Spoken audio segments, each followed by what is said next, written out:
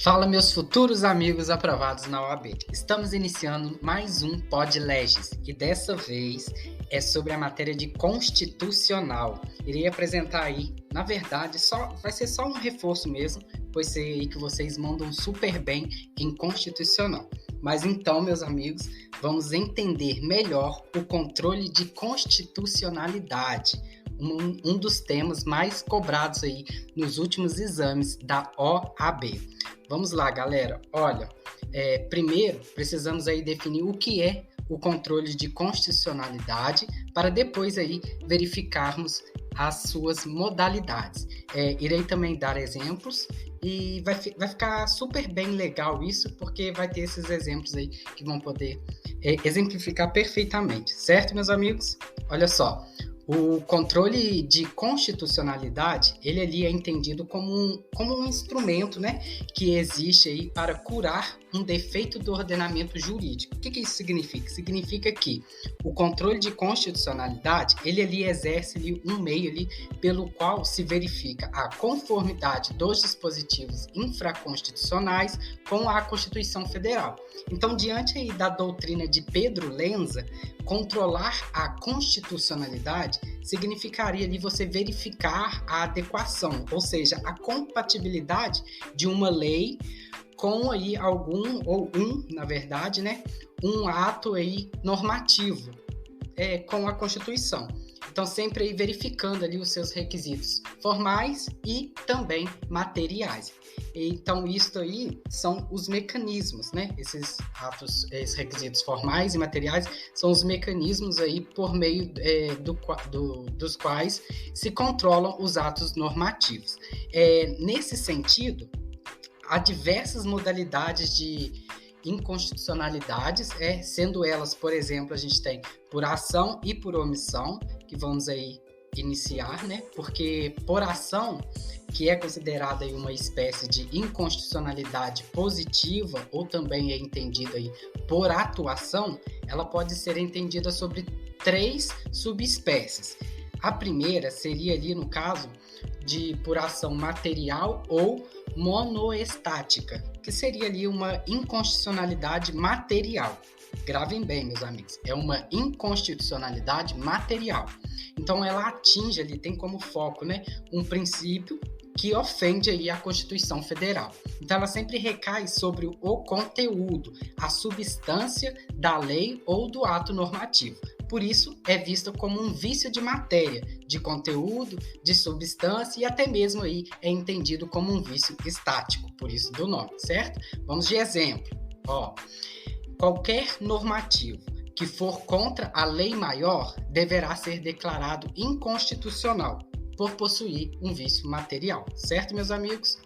Vamos aí para a segunda subespécie, que seria aí uma por ação formal ou conhecida como nomodinâmica, que é aí a inconstitucionalidade formal.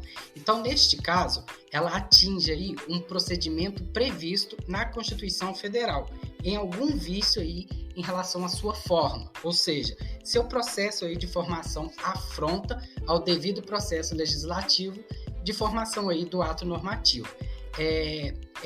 Esse afrontamento ele pode ser, vamos lá, de inconstitucionalidade formal orgânica, que é quando há aí uma inobservância da competência legislativa para a elaboração do ato, que está aí disposto no artigo 22 de nossa Constituição Federal. Vamos de exemplo aí dessa inconstitucionalidade formal orgânica? Então vamos lá, trouxe aqui um exemplo aplicado pelo Supremo Tribunal Federal. O STF, ele entende como inconstitucional a lei municipal que discipline aí o uso de cinto de segurança, pois este assunto relacionado ao uso aí de cinto de segurança se trata aí de competência da União, que é conforme ali consta no artigo 22, inciso 11, que traz aí que legislar sobre trânsito e transporte é de competência da União e não do município, certo, meus amigos? Vamos aí por segundo, que seria aí a inconstitucionalidade formal propriamente dita. Essa inconstitucionalidade formal propriamente dita, ela decorre de uma inobservância do devido processo legislativo, tendo aí em vista ser aplicado, neste caso, o vício de competência legislativa e vício aí no procedimento de elaboração das normas, que aí na ocasião que é verificado em certos momentos distintos, sendo aí na fase iniciativa ou nas fases posteriores. Dentro da inconstitucionalidade formal propriamente dita, há o vício formal subjetivo e o objetivo. Então, assim, entende que o subjetivo seria ali o vício de iniciativa do processo legislativo em que há a verificação aí no início. Vamos de exemplo. A lei que versa aí sobre efetivos das Forças Armadas, por exemplo, que está aí ligada aí, seria aí, né, ligado por iniciativa aí de um deputado federal, ou seja, esse deputado ele dá início ao processo legislativo, que será ali considerado ali depois como um vício formal subjetivo insanável. Por quê, meus amigos? Porque a mesma é inconstitucional, tendo em vista aí que é de responsabilidade exclusiva ou conhecida como responsabilidade reservada, né, ao presidente da República, que está aí, consta aí conforme, né, os termos aí dispostos no artigo 61, parágrafo 1º, inciso 1º da Constituição Federal da República Brasileira, certo?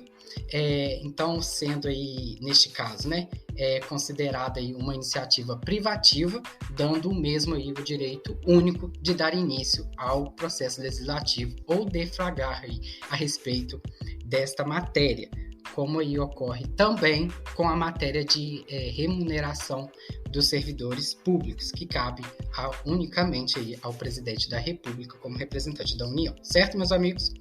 Temos aí também o objetivo. No caso aqui do objetivo, seria aquele vício, para você poder, o vício, na verdade, verificado aí nas demais fases do processo legislativo. O que isso significa, meus amigos? Significa que a verificação, ela é após a fase de iniciativa. Então, como exemplo, a gente tem aqui uma lei complementar que está sendo votada por um quórum aí de maioria relativa, certo? Neste caso, a constatação de um vício objetivo, tendo aí em vista a matéria que rege a lei complementar, ela exige que este quórum de votação ele seja de maioria absoluta, e ele acabou sendo de maioria relativa. Então, conforme determina aí o artigo 69 da Constituição Federal, então tem que ser com maioria absoluta e não relativa.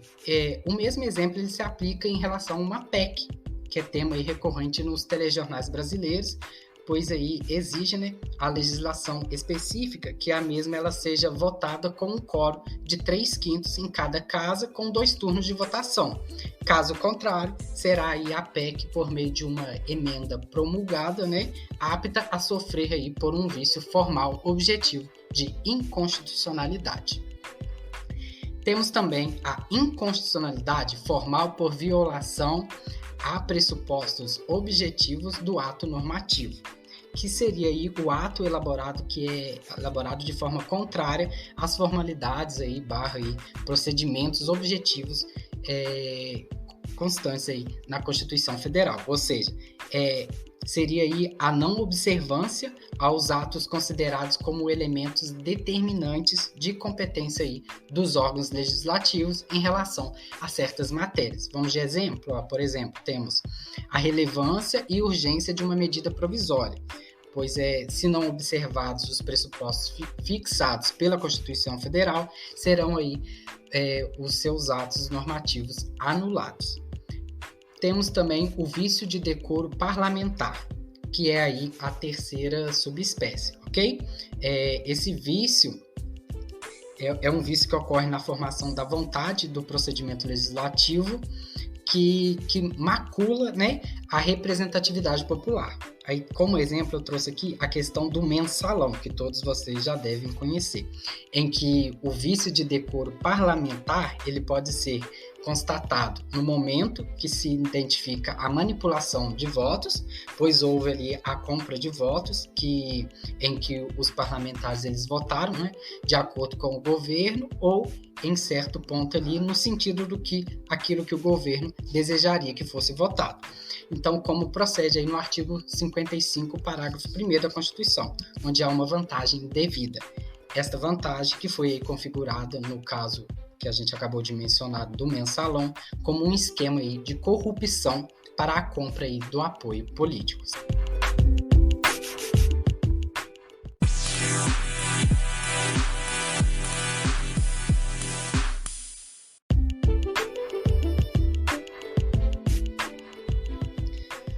Vamos falar aí da segunda modalidade de inconstitucionalidade, que é aí por omissão, depois que a gente entendeu tudo sobre por ação, certo? Então, por omissão seria ali a falta de medida regulamentadora aí de algum dispositivo constitucional de eficácia limitada que depende aí de uma regulamentação de uma lei infraconstitucional. Essa lei, né, que não foi aí feita. Então, assim, entende, né, o nosso doutrinador Pedro Lenza, que seria ali o fato de existir um silêncio legislativo, ou seja, uma negativa dos nossos legisladores acerca desta matéria. Certo, meus amigos? Vamos dar um breve intervalo aí de 10, 15 segundos e logo em seguida vamos falar aí das formas de controles de constitucionalidade, ok? Até logo!